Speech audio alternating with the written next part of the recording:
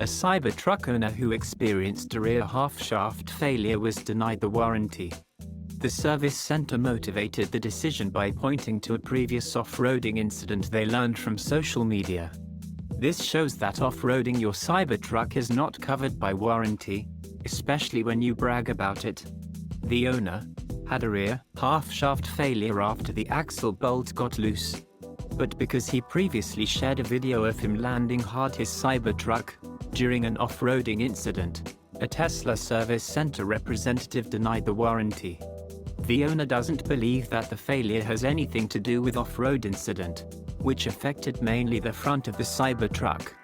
Owner explained that his Cybertruck experienced powerful wheel vibrations after a piece of foam in the tire got loose.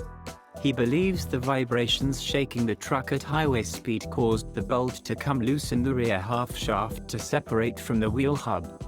The Cybertruck owner is disappointed to lose the warranty of the truck because of that off-roading incident.